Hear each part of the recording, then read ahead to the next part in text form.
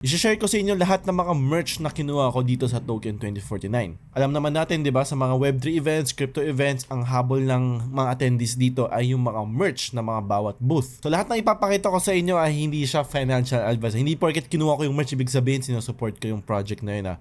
And marami pang merch sa Token 2049 na hindi ko kinuha. So unahin na natin yung sinusuot ko ngayon, which is yung Arbitrum. Okay? May alpha call ako dito sa Discord ko. Sala lang kayo about sa Arbitrum. Next naman is meron silang hardware wallet na pinapamigay galing sa SafePal. So hindi ko na kailangan nito, ipapamigay ko to sa mga followers ko, abangan nyo yung criteria. Siyempre hindi mawala ang pinakagusto ng mga tao, which is yung Binance Cap. So mayroon ulit ako nakakuha na extra. Meron din mga ibang caps yung mga ibang projects katulad nito. Ang nakuha ko galing sa Mochaverse. So hindi sa hindi na kailangan Mochaverse. Ang Mochaverse ay NFT collection ng Animoca brands. Yung probably biggest Web3 gaming dito sa crypto. Hindi din mawala yung mga tote bags. So yung mga nakita ko ng mga nag-attend sa Token 2049 or sa mga Web3 events, makikita mo parang kala mo nag-shopping sila sa sobrang daming tote bags na meron. So itong pinakita ko is galing sa Clayton Network. Next na meron tayong galing sa Polkadot. Ayun o. Ganda o. Color parang pink na subtle pink.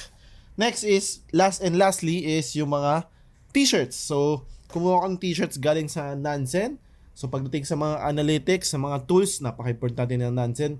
Although, kailangan mo magbayad and medyo mahal siya, pero malaking tulong siya kung gusto mo hanapin yung mga smart money. Saan ba bumibili yung mga whales?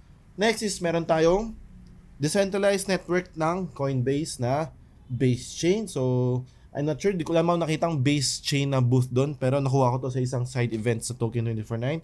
So, base chain. Next is another Mochaverse. So, ito yung logo ng Mochaverse. Ang ganda, no? Mapapansin mo. Hanapin natin yung Animoca brand. So, ayun. Ito yung Mochaverse sa likod. Ayan. And then, sa gilid is yung pakita ko sa inyo. Animoca brands. Ayan. Big time Web3 company yan. Next is meron tayong another, actually dalawa, no? Dalawang Polkadot na t-shirt.